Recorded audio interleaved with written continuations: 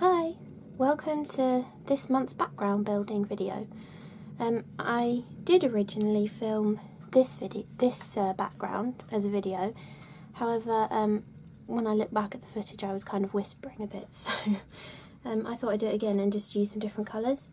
This was originally a background that I made on a card I think I called Heron Shaker. And my mum still has it up on her mantelpiece, and I keep looking at it and thinking, oh, I really love that background. So I just thought I'd do it in a video for you. So this time I'm going to use some warmer colours instead. So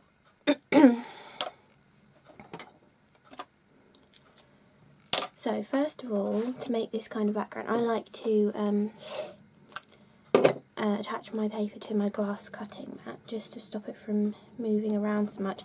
And I always cut my cardstock into A6 pieces, so I just quarter an A4 piece, because I usually love to use my stitched rectangle, which is A2 sized, and it's shorter than an A6 piece, so I can still tape it down, and still, when I die cut it, I won't get the bits where I've taped it, which is nice. Okay, so I'm going to start off with my lightest colour and just randomly ink blend.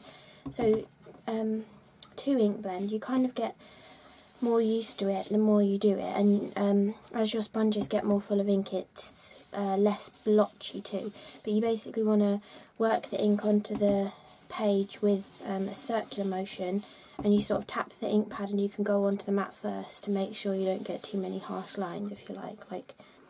I just like to squish it on my glass cutting mat, and it usually works nicely.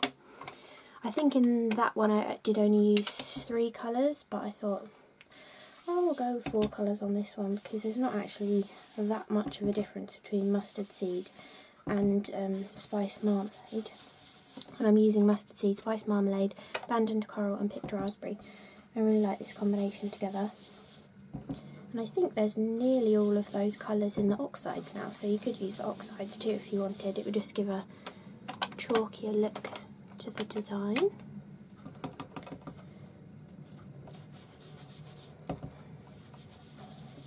So I'm just placing the ink in random places. You can go with an ombre if you like. I do often like to do an ombre effect, but I thought I'd go random for this one.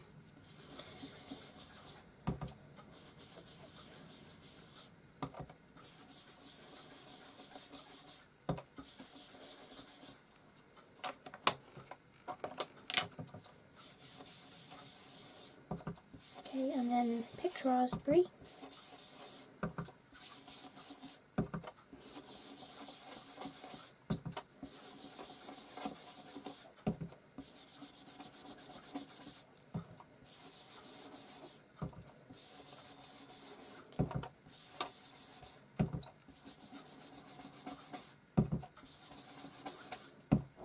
Okay, I think that's done. Now, I like to splash on some water as well. I used to always dip a paintbrush into the water and splat it, but I seem to be quite lazy recently, and I just use the uptake tube of the spray bottle to tap it all over the surface to get the cute little dot pattern. And it gives quite a nice fine dot pattern doing it this way. I like the finer dots. You can use like a distress spray, or just spray it directly from here if you wanted to, but I quite like that look. And then I'm just going to blot off the excess. I thought I'd do this video actually talking, even though I'm not that confident to talk, but I thought everybody's always saying that my videos are too fast, so I thought if I do it in real time, you know, with narration, then it would be good for people. Okay, so now I want to dry that.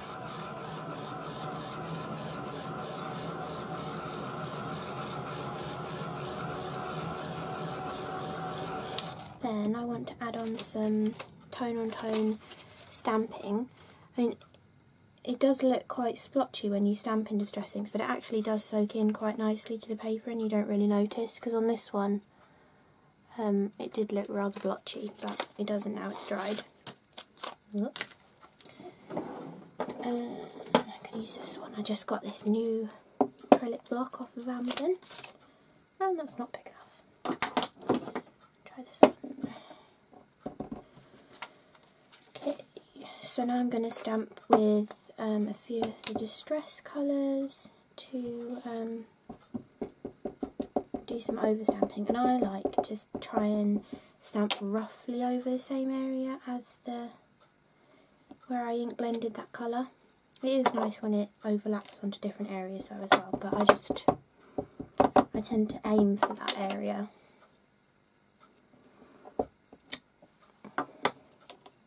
And it's usually when I do this, I like to do more of the lighter colour of ink, just because it blends more into the background then. If you use the darker inks that you've blended with, you kind of really notice it. Not that that's a problem, but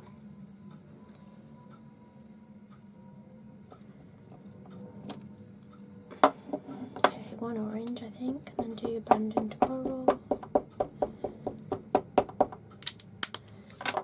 And I mean, all of this really is personal preference. I mean, I'm just doing whatever I think looks nice, so don't stress about it.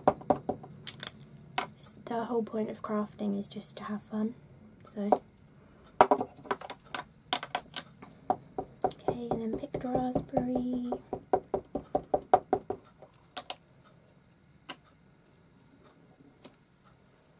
And then one more down here, I think.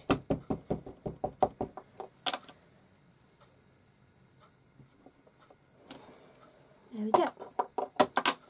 So now I want to dry that a little bit with my heat gun.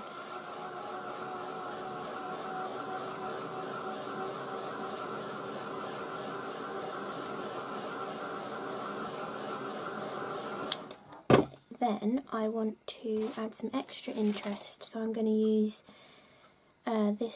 that Special Touch mask. I think this one's called Moroccan, and I just want to place it on. I'm going to use my Nouveau bottle because it's nice fine mist to try and get an overall pattern. Actually, on the other one I did the reverse. I only did that yesterday and I've already forgotten, but anyway, it ought to look nice.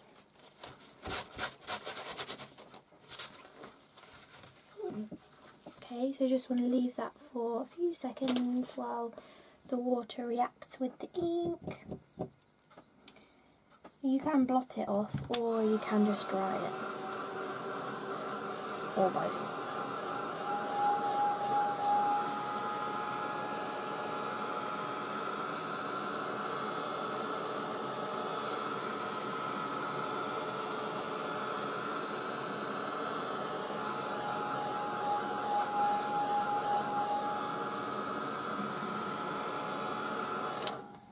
Yeah, I think it would look nicer with the negative version because you get more of an actual pattern. I might try and add it as well actually.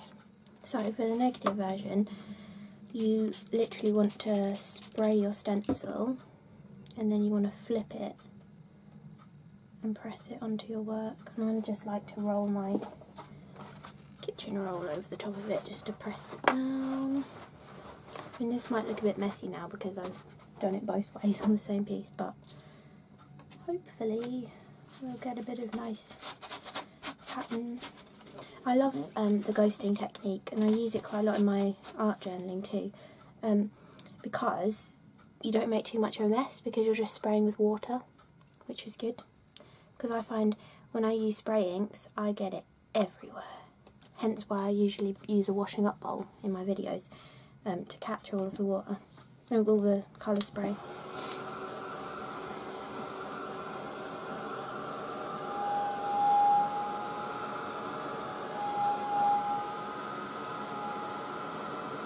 I don't think you can really see the negative effect that much.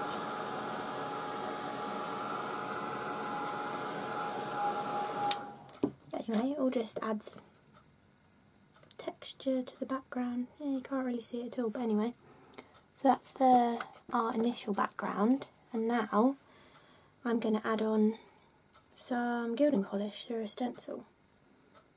I quite like the warmer tones, but it's a lot more blotchy because of spraying through the stencil rather than doing the negative effect. But anyway, it looks nice. So, and plus I usually end up covering most of my background, but I mean the fun thing is it's just making the background, so it doesn't really matter if you cover bits up or you keep it, you can easily make another one. So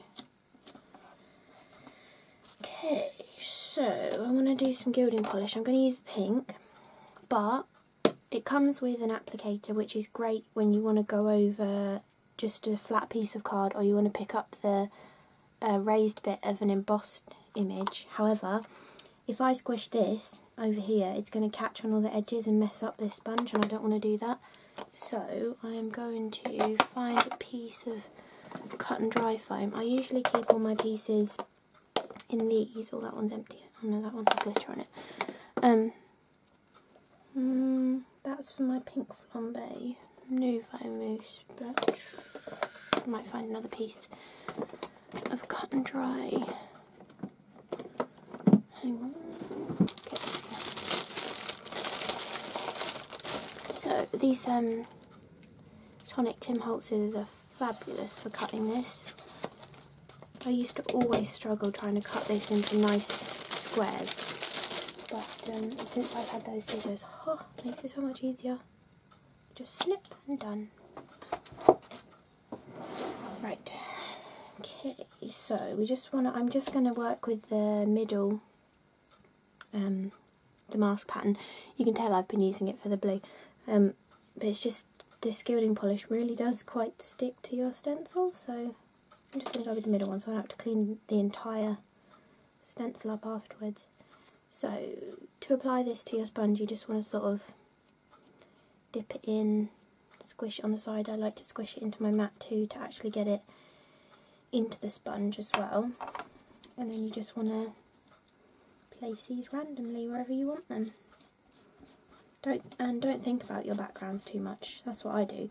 I mean, I often have an idea in my head when I'm going to make a card, like a rough layout idea or something, but as I'm making the background, I'm not really thinking about that. I'm just sort of enjoying the process of making a inky background, and then whatever I do to it afterwards is whatever I do to it. So, right, there's one there, and need some more.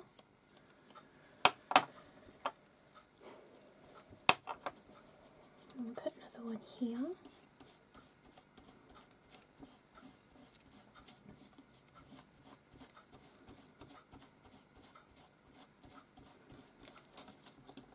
Okay, that one was a bit splodgy. It's gone under the stencil a little. Just wipe it off. I don't really mind if it's splodgy. Okay, then I think I want to do another one maybe there. A bit more on my sponge.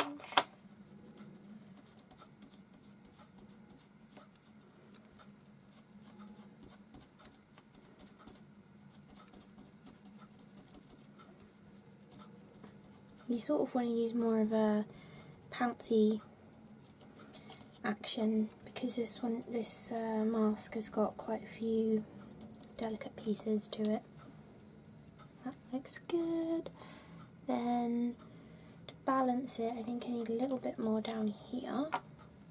I mean, some of this might get chopped off when I die cut it, but I like to create a balanced background. And by balanced, I kind of mean, if you imagine this was a pattern paper, you know, you'd sort of have pattern everywhere. It wouldn't just stop in certain places.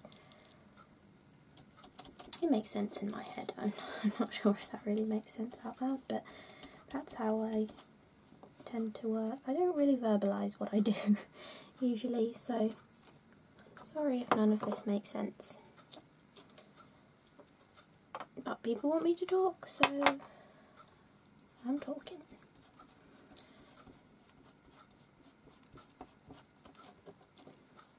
Yeah, okay, I think that looks alright. Now, I want to clean this, so I just use baby wipes.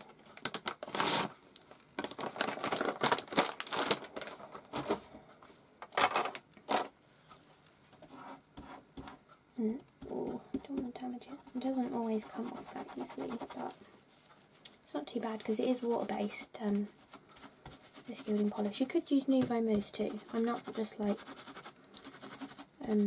disregarding my Nouveau Mousse, but it's just I did the original one with my Gilding Polish, and when I did that one I only had blue, hence the greeny tones and then the blue damask, but I treated myself to some new colours, so I'm using them. I do really love the Gilding Polish. It is actually rather different to the mousse. You probably only really tell that in real life, but it is different.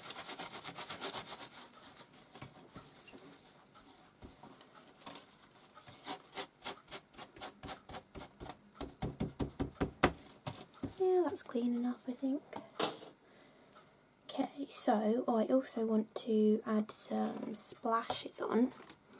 So I'm going to do it the same lazy way I did it in the first one I tried to film.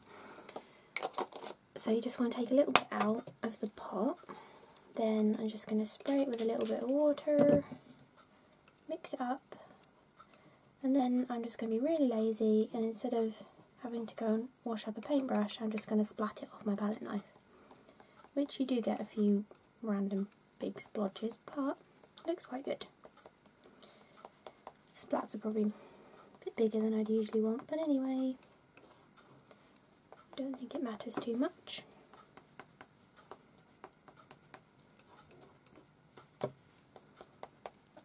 Okay, brilliant, it's done. So all you do now is wait for that to dry, then you take, I just leave it naturally rather than using my heat gun. You probably could use your heat gun, but when I get to this sort of a stage on a card I often go off and have a cup of tea or start another video. So yeah, just leave it to dry, and then once it is dry, take a dry bit of kitchen roll and just buff the surface, and then you get a lovely sheen to the polish. It's so cool. I really love Gilding Polish. I really like those colours on this new one actually. Okay, so there you go, that's this month's background building technique. Bye!